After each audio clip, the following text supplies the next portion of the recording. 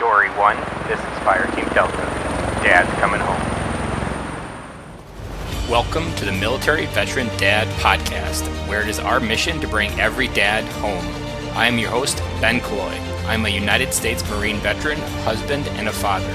We will bring authentic conversations to inspire action in your life so we can close the gap between the dad you are today and the dad you want to be tomorrow. This is the Military Veteran Dad Podcast. Today on the show, we have Kyle Huston. He's a good friend of mine. He's a United States Marine, husband, dad. He joined the Marine Corps as an enlisted man from Ohio, went to the Ohio State University through the MECEP program, and is now a captain in the Marine Corps, currently stationed in Okinawa, Japan with his wife and 3 amazing kids. Kyle, welcome to the show. Thanks. Good to be here, Ben. Kyle, could you describe a little bit what your family looks right now and any gaps in that intro? So, like you said, I've been married for the past 11 years. I've got 2 sons, 7 and 5, and a daughter who keeps me on my toes, and she's about to be 4 in January. So, yeah, it's been in Okinawa for about a month now, so transitioning, the jet lag is finally passed, and we're going to be here for 3 years, and looking forward to get everything we can out of this island. And the funny part is Okinawa, where we and you both met, that we were both stationed there over 10 years ago when I was an enlisted man, and you were also an enlisted man before you crossed over. And yes. we chewed the same dirt and became friends, and actually helped you through when you lost your dad, and even was in your wedding when I got home. Yeah, absolutely. This our old stomping grounds. Now, I will say that I have not returned to the old, Western World, that country line dancing club that you drugged me to. I did not drag you. You wanted to go. You were just waiting for someone to push you. Absolutely not. And then you were like a natural. No, absolutely not. Absolutely not. I got 2 left feet. No. I'll pay someone over there if I have to. I don't know. Have you even confirmed if it's open still? No, I have no need to. I'm not going to. I can't 2-step like you. If I can't do it as good as you, I'm not even going to try. I'll Google map it for you just to see if it's still there. I'm sure it is, because I'm sure there's still enough Texans over there that need to dance. Probably. Kyle, when you hear the words "come home," what do those mean to you? So I would say coming home for me, there's so many distractions in the world for us, as dads, or even as human beings now. We have the wonderful technology of smartphones, which is amazing, and it's not necessarily evil in and of itself, but man, it can be such a distraction that, you get home from a hectic day at work, and sometimes you just want to unwind. And an easy way for us to do that now is just getting distracted in a smartphone or your tablet or TV or something, and completely neglecting the people that need you most. As a Marine, our Marines, as a leader, our Marines need us. But I would say even more importantly, our family needs us. Our wives need us. Our children absolutely need us, especially in today. So coming home, in my opinion, is putting as many distractions away as possible, having focused and dedicated time that we're intentional about what we do with our families, whether it's, something as simple but almost seems archaic in generations now, is having dinner at the table. A lot of people eat, dinner watching TV, and what we've found is we've invited people over, friends over, and even friends of the kids that come over, and they're blown away by the fact that we have dinner around the table. So I think that's something that we try to guard as best as possible for our family, knowing that even if it's something simple as eating a meal together and talking, that's extremely important. And I hate having any type of electronic at the dinner table. Like, we have to put those away, focus on our family, for that short amount of time. If that's at a minimum, that's what we guard and protect. I love the dinner table. It's the same for me growing up on a farm. That was always, chores were done, dad would come in, dinner was on a table. And so it was kind of a natural progression to always be there. And so it's natural progression for me now as a dad, but it is something that, especially even the kids that are later in life, there's so many sports. And as I have 3 younger kids, and I am scared to death when sports eats me alive. I'm just scared to have my life consumed by sports. And I meet dads that they're traveling across 3 states over every weekend for baseball. And I'm just like, I can't even imagine that type of commitment. And those are the commitments that get in the way of that connection at the dinner table. Absolutely. I grew up playing baseball for pretty much every sport all year round. We have sports going on, and it's I enjoyed my childhood growing up playing sports, but I've done some reflection on whether I want that for my family or not. I'm all about sports, and actually my 5-year-old at the end start his first year of t-ball, and he's super pumped, and he's actually pretty good at it. So, but what I've and I talked to an old coach of mine probably a year or two ago, and one of his regrets was not taking his son to do other things other than sports, but going to a campground and just camping out, or going hunting or fishing or something where it's just him and his son. He's like, we had great times playing baseball, but man, we missed out on a lot traveling all over the place. So I think there's got to be a balance. Sports are great, and I enjoy them. I can't wait to watch my kids play, but I think dial it down from what I played growing up to allow our family to connect and to get closer as we grow as a family. I'm a big believer that kids spell love T-I-M-E and so forth, called them time bombs, and they're quick hacks that help you make an impact quickly. What are some few time bombs that you use to make an impact with your kids that are the simple things that we usually overcomplicate as dads, but have the hugest impact on your kids because it's just you and him spending time? Yeah. So, one example comes to mind. We were in Maryland, and I'm sure a lot of people have seen that Disney movie Up, or Pixar, whatever it is. Where they, at the very end, where they're counting different color cars. And I was like, I'll try that with my oldest. He was probably 5 or 6 at the time. So I took him in town with me, and we stopped at Taco Bell and got just a couple quick things, and we sat I had a tonneau cover on my truck, and I purposely backed it into the parking lot where we could see the road. And so we sat on the tonneau cover, eating, just a quick taco and had a drink. And we were counting, I picked what color car I was going to count, and he picked his color, and he ended up beating me. But he talked about that forever. And then we'd be driving down the road randomly other days, and he'd just start counting his color car again. And we just pick it up. It's just a small things that, made a huge impact on him, and something he still remembers to this day. And I think because we're in such an information overload, I feel that we naturally want to think of something complicated because we see other people maybe doing big things. Yeah. But man, that moment that you just described, I have those moments with my daughter and my son that they remember the craziest moment that we've done. And it's just crazy of how it comes back up out of nowhere. 2 years later, they're talk about it. And it's really, that's what you remember? But those are the moments that they take with them and as the memories that go on. It's not the extra cartoon. It's not the extra Paw Patrol. Oh, no. It's the silly counting cars eating a taco. Yeah, absolutely. And so my 5-year-old, I was talking about baseball. He is super excited about this season. He's kind of nervous, because what if I don't know everything? But the time change, which doesn't actually happen over here, but the days are getting shorter, so it's getting dark outside much faster. And to keep my son and me out of trouble with my wife, because I wanted to practice some skills with him, I actually got a wiffle ball, and we'll practice. I'll throw grounders to him in the hallway of our house. And we'll play catch. If we hit a wall or something like that, no big deal. It doesn't actually do any damage, but he looks forward to practicing with me, and I'll make games out of it and everything. If it gets past him and hits the door, he loses points, or he's got to do a quick sprint up and down the hallway or something. And it's simple stuff like that. You don't need, anything extravagant to make such an impact on your kids, which is great. So you see it, you see everything on Instagram and people's perfect lives on there. And you try to keep up with the Joneses, you're going to be spinning your wheels because what they're not posting are the imperfect things that are going on in their lives, but that we all face. Yeah. Even the water parks. I remember 2 years ago trying to think, do we go to a water park? Do we not go to a water park? Which water park we pick? And I ultimately picked, they're not going to want a big water park. And so I'm just going to waste a bunch of money. So we found a Holiday Inn that had this pirate ship inside of it.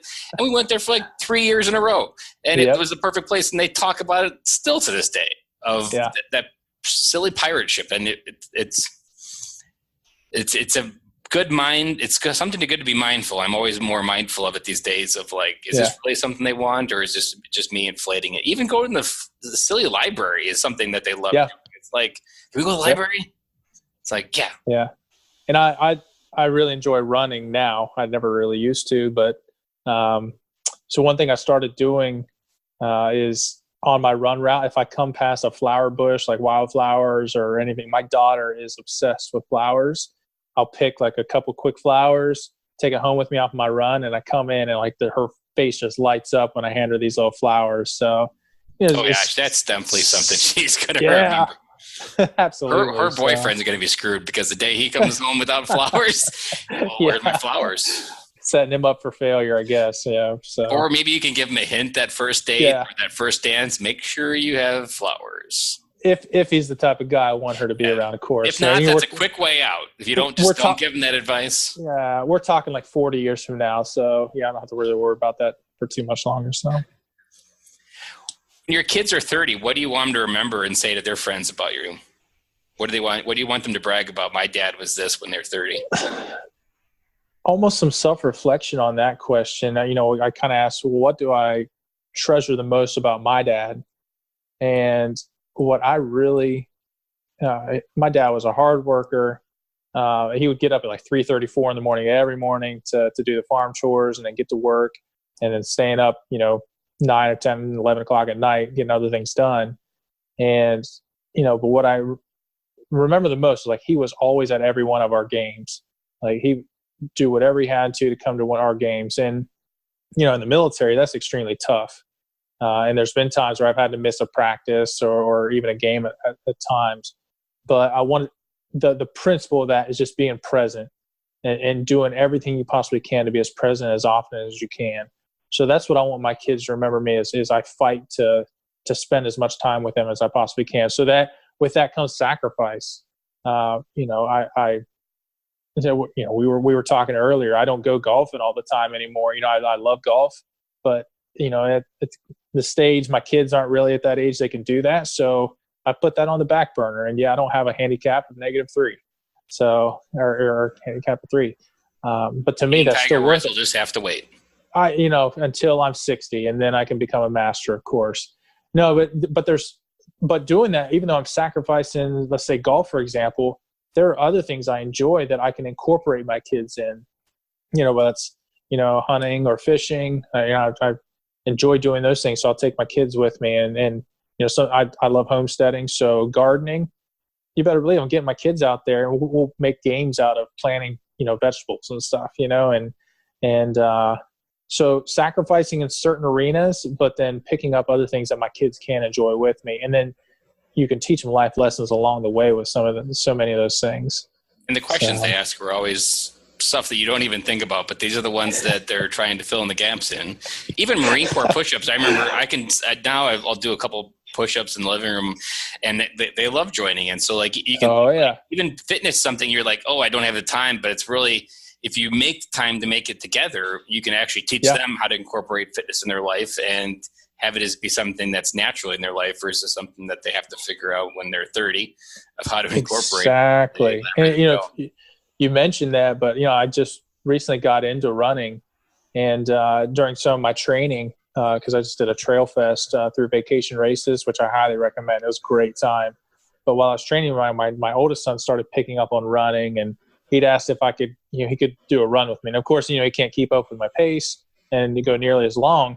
So what I would do is I'd go out and do my regular run and then come back and have a little bit left in my tank. And I'd take him for like a mile, maybe 2 miles, slowing my pace down so that he could keep up and encouraging him and teaching him how to do a pace. Well, we signed up for a 5K together, and I ran with him, and he ended up taking second place in his age division. And he was on cloud 9. Like, they called his name to go get his red ribbon. And he could have won $1 million, and he was just as happy. And then of course my middle son started seeing his older brother doing it and me. And so he wanted to go on runs with me, and we go on shorter runs with him. And and how much does it cost to go running? People do barefoot running. So if you're saying I can't afford the fancy tennis shoes, your excuse is gone. People go barefoot running if they have to. So, you don't have to make $1 million to go buy fancy running shoes. Just get out there and go run with your kids. They have a lot of energy, and I think the more that you can burn their energy, I think you can take care of some of the problems and issues. If you just keep them cooped up, they're going to have some issues. So let them burn off some of that energy. That reminds me of a podcast with an ex-Navy SEAL, Larry Yach, and he talks about when the growth mindset that you always want to keep growing. But as a child, parents often get this backwards, that we reward result of what they achieved and not the effort. And when you reward the effort or the result, they get excited about that. But the next time they level up, they're going to be defeated because they no longer get that same result and they think that they're a failure. So focusing on always rewarding the effort, like you did a good job. And even if you didn't, you got fifth, sixth, whatever, rewarding the effort allows them to keep moving. That result is a tricky one that gets them in a bag of mixed emotions about what happens when they don't succeed in the same fashion that you rewarded last time. That's a really good point. I hadn't heard that, but that makes perfect sense. Absolutely. It's not, what do they say? It's not necessarily the destination, it's the journey. The results aren't going to what you measure your life by. It's the effort that you put into it. I remember teaching my daughter a game. I don't remember what game we were playing, maybe Candyland, and she lost. And I remember telling, it doesn't matter who wins these games. It doesn't matter who tries the hardest. And that's the only way you need to measure whether you won or lost, is whether who tried the hardest in that game. And she remembers that even to this day, she'll bring it up. Exactly. You only lose when you quit. If she were never to play that game again, then that would be a loss. So get up and try it again. As a dad, what was your scariest moment, and what did this moment teach you, and how did it enable you to grow as a dad? So it's not necessarily my scariest moment, but and just thinking of, there was a friend of mine went to a retirement ceremony for the general, and when he got up to do his speech, he had mentioned how one of his biggest regrets throughout his military career was that he never knew his children. He never knew his children. His career always took precedence. And it wasn't until his son had joined the Marine Corps that he actually got to know his son. They were able to get on that same vocabulary, to speak the same language. And then he actually got to know his son then. And to me, that hit me hard.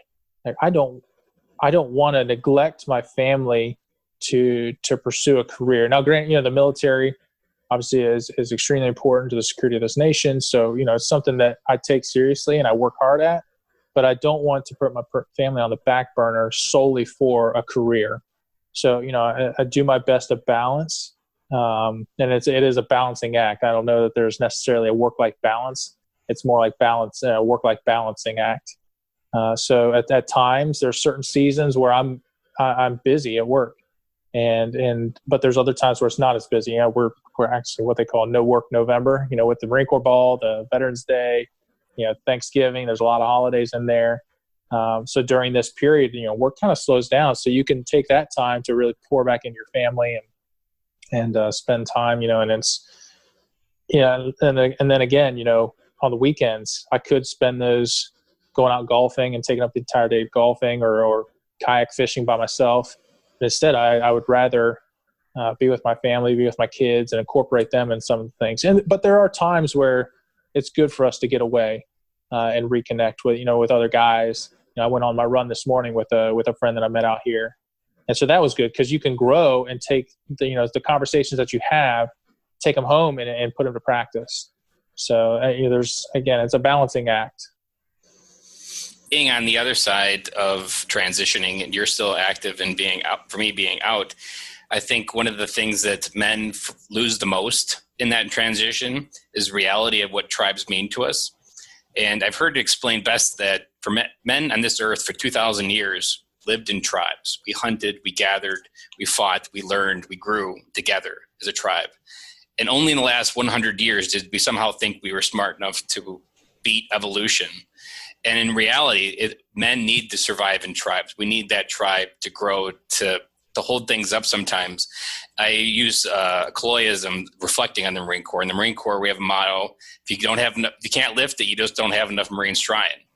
And I think about that as life in tribes, that if you have something so big in your life that you can't lift by yourself, that just means you don't have enough men or Marines trying to lift it with you. And that's why you need those tribes, is because on that run, if you had a bad day and you needed to let something go, that other Marine that you were running with was going to carry a little piece of that with you, and it was going to be that much lighter, and you were going to be like, I made it to the end, because you had other men in your life to lift with it. I like what you also said about seasons, thinking about the seasons. And I think about that very often now. I've reflected on that this year of many things in life. We try to do everything now, but if you ask, is this the right season of my life to do that? The answer, it quickly comes to yourself. Usually no. Like golfing, there's no reason why in your retirement you can't have the -3 that you want every day. It's just a different season of life. Well, you would like that now when you're able and young, but it's a different season and you need to make an impact in a different area. Yeah, absolutely. And even taking the seasons and kind of that balancing act and on a micro scale, Zig Ziglar, I love the guy. He's got his analogy of the wheel of life, I believe is what he calls it. But each spoke within that wheel represents different things like spirituality, family, career, physical fitness, and the list goes on. But he's talking about if you pour so much into one spoke and neglect the other spokes, your wheel is going to be out of balance. So, for example, if I pour everything I possibly have into my career, and I neglect physical fitness and I neglect my family, so eventually that, pouring too much in my career is going to cause me to neglect, going to working out. So then I'm going to start having health issues, and then I might start having marital issues or troubles with my kids or something. And guess what that's going to do? That's going to take away from what you held so precious to you, which was your career. And you can apply that so many other ways. You could do the opposite. Spend so much time with my family that I neglect my career. Well, guess what? Now you just got fired. Now you're having money problems, and the number one, cause of divorce is money fights, money problems. So it's all about, finding that balance. At certain seasons, you're going to have to pour more emphasis on others, but being able to recognize when you need to rebalance and pour back into those other spokes. So I think that's a great analogy. I love that one. I remember when I figured that one out myself, that I've stuck in my head like a flat tire. And when you don't realize your wheel of life has a flat tire, you can, every day you feel something's off and you just don't know what. And then the day you're like, my God, I got a flat tire on my wheel. And what I realized was it was compensate. I was compensating. So like whatever was negative in the wheel, I was reacting and drawing from other areas more than was required. And in many cases doing detriment to different things. And it was just compensating. When your wash machine gets out of balance, you try to do other things to keep it in balance instead of trying to focus on the part of your life. Yep, absolutely. Fixing the symptom rather than the problem. We kind of touched on this already, but I'll give you a chance to answer. What do you want your family's legacy to be? What do you want people to say when they hear the Huston name? What do they want? What kind of words do you want people to describe you and your kids and your family? So I'm always constantly telling my kids, and we incorporated this into our prayer as well as a family, but we want to be an encouragement to others. And I don't want our family to be selfish. We went through Dave Ramsey's program and paid off an immense amount of debt in a short amount of period. We poured into that. And through it, I guess the reason why we did that, which kept us motivated and kept us focused on that goal, is because we want to leave a legacy where we are helping other people. To be able to give to other people is one of the greatest gifts that you could ever receive. Seeing a needy family that you've been able to impact, even if it's anonymously, sometimes that's the greatest thing. Looking, contributing to someone and seeing how much it's affected them and helped them. That's one of the greatest gifts. So I'm trying to teach my kids the importance of helping others, being an encouragement to others, and not being selfish. I guess that would be the legacy that I want our family to have. I love that. And recently I heard a speech, it was called Be the Rainbow to Someone's Storm. And rainbows only come after storms. And so I use this analogy to my daughter, and I was trying to teach her kindness, which she understands, but this one really is sunk in. Like every day she'll talk about, I gave away 3 rainbows, and she'll find people that are having a storm, and she'll be the rainbow and do something kind. And it's really silly stuff for like kids. It's not that impactful, but she describes it as being the rainbow, and that is huge. And like every day she's talked about like, I gave away 3 rainbows. And the other day she said she gave away a double rainbow. So like somehow this rainbow analogy is breaking through the kid mentality and quickly, because they love rainbows. So they understand what they do, and they hate storms. So they understand the power of a rainbow. And I've really enjoyed hearing the stories every day about what you've been doing at school with I'm going to incorporate that. I like that. That's be really, the rainbow really to good. someone's storm. That is really good. The pot of gold is the person that's giving the rainbow. They're the pot of gold. You can never find your own gold. It's actually someone else bringing it to you. Nice. That's awesome. That's awesome. What do you think the biggest difference in the dad you are today versus 5 years ago? Well, 5 years ago, I only had one son. And so now we've added to our little family. And I think learning how to balance enough quality time amongst all of my children, and not focusing only on my oldest son or my youngest daughter, but being able to pour into each of their lives, and even doing something simple where I spend, take one, like I said, I took one of my kids to Taco Bell. Since we've been in Okinawa, I took, one of my sons to one of the Japanese malls, and we went and ate at a Mr. Donut together. And that was the biggest, he kept talking about that. And next on my list is to take my daughter to the botanical gardens, which I think you introduced me to. But like I think that was our first road trip together, or our first field trip. I think it was. I still got our crazy picture next to the with the glasses. That's right. I forgot about that one. But yeah, so being able to spread loads of love, but then also, I guess, not necessarily with that, but my wife, understanding the importance that my children need to see that I love my wife. And a lot of people can get that out of whack. But I honestly, and I went through a course when we were in Corpus Christi. Children thrive when they see that their mom and dad are a cohesive unit, working together and love each other. They actually thrive under that environment. But when there's insecurities, like they don't see their mom and dad loving each other, a lot of problematic issues can come up from that, and stem from they want to know that everything is okay between mom and dad. And when that environment is fostered and it's apparent every day of their lives, that's when they thrive. So we know, in order to be more effective dads, we need to be effective husbands. That's extremely important. So, and it's very tough. We have a hectic job that we have to do, and then come home, and then we got to pour into our families. But I mean, that's why we have broad shoulders. So, and then again, what you mentioned, that's why we have tribes. Other guys that we can go to with struggles. When we need encouragement. I've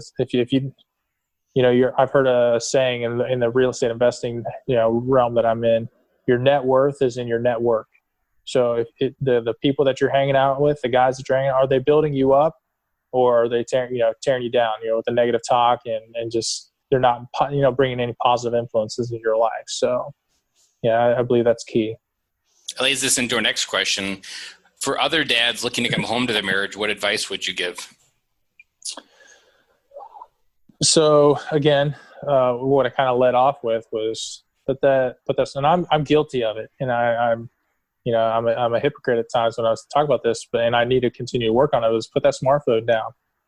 Don't let that steal time away from your spouse, from your kids. You have for us, we homeschool actually. So my wife doesn't really get a lot of adult conversations throughout the day. It's a lot of the children, childrenisms, if that's what you would call, a lot of the why questions, and dealing with, bickering back and forth between the siblings, which is going to happen. So for me to not give her a chance to do an adult conversation, if I've got my nose on my smartphone, that's neglecting her. So for coming home for me, I purposely make time to sit down with her. And one of the things that we'd heard through that course I kind of mentioned before, the parenting course, and the children thriving with a mom and dad or a cohesive unit, they mentioned a concept of couch time, where the mom and dad, it could be anything, but in this case, it's sitting literally on a couch and talking about each other's day with each other. And the kids are awake. It's not putting the kids to bed, so the distractions are away. Like, the kids need to see this, that mom and dad are talking. This is not a time to interrupt them, unless it's what a corpsman say, life, limb, or eyesight. If a kid's put their hand in a blender or their garbage disposal, yes, come get us. But the small things, do not interrupt us. This is mommy, daddy time. This is our time to be a husband and wife. So having that intentional time with your spouse is key to, family cohesiveness. I love that. And I think your perspective would be good for the audience I've heard that you never can stop dating your wife. That the moment you stop dating your wife is the day you start taking that treachery road to somewhere where you don't want to be. Yeah. And as a busy military family, what are ways that you've continued to date your wife? So again, going back to what you talked about, we try to do extravagant things with our kids, it doesn't even have to be that with your wife. So, granted, it's nice to do that every once in a while. But we'll put, sometimes as simple as putting the kids to bed and we break out the deck of cards and we'll just play some card games, where it's face-to-face time. And I was actually listening to a podcast today. It's actually a farming podcast, but they were bringing up, in the off season of the farming, when the seasons where it gets a little bit lighter on the work level, one of the farmers likes to break out board games and they'll play these board games. And they kind of, re-sparked the interest in getting board games to back out and playing with my wife at the end of the day after the kids have gone to bed. And we can consider that a date night. You're just spending quality time face to face. Movies are great every once in a while, but I just talked to my wife today that I want to get away from binge watching. We like The Office, but it's easy to get into those things. But what are you doing? You're not really conversing. You're just watching something together. You're not growing together, really. Yeah, sure, you're sharing a laugh, which is important.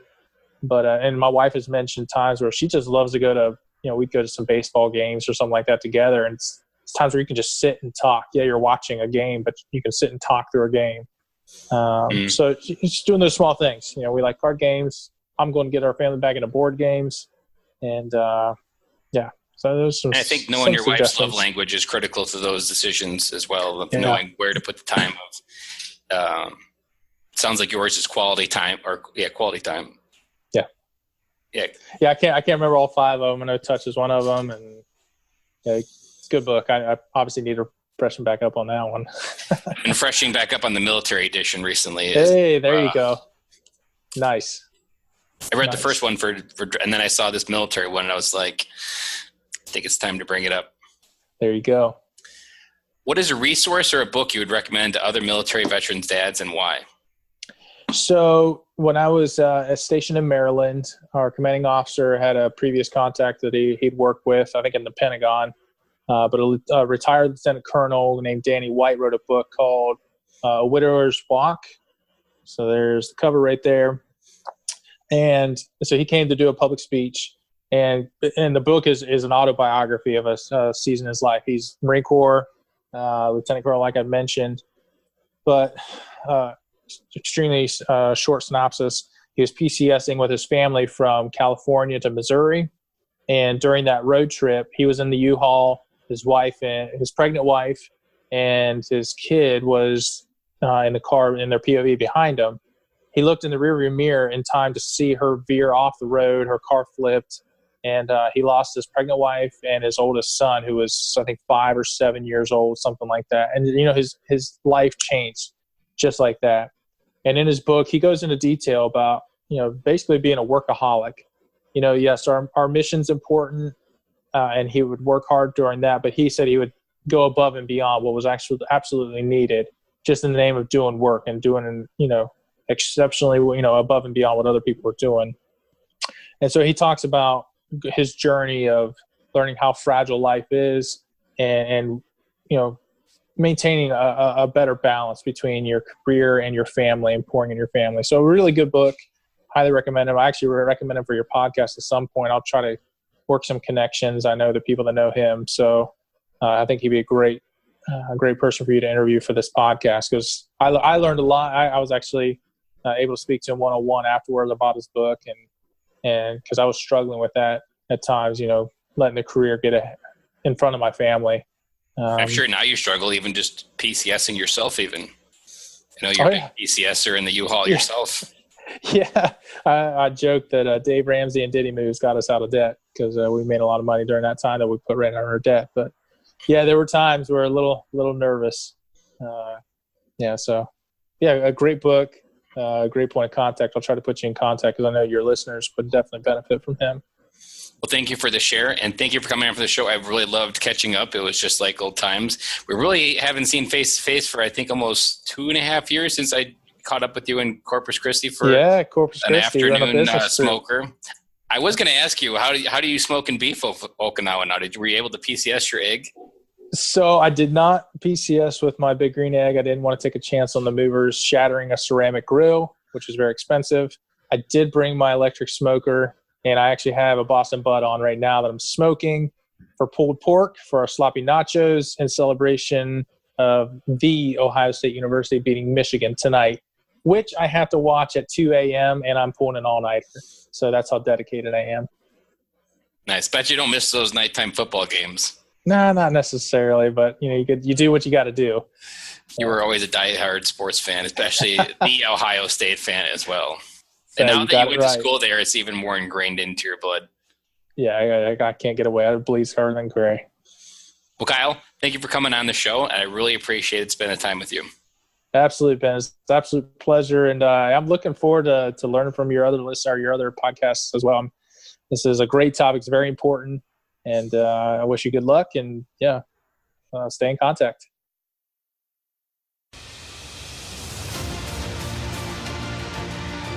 That's a wrap, and thank you for listening to today's show, and I really hope you enjoyed it. The lifeblood of any new podcast are the reviews. If you haven't reviewed the podcast yet on iTunes, I would really appreciate it, and you will help us get the message out to even more military veteran dads. As John Maxwell says, if there is hope in the future, there is power in the present. Dads, it's time to come home.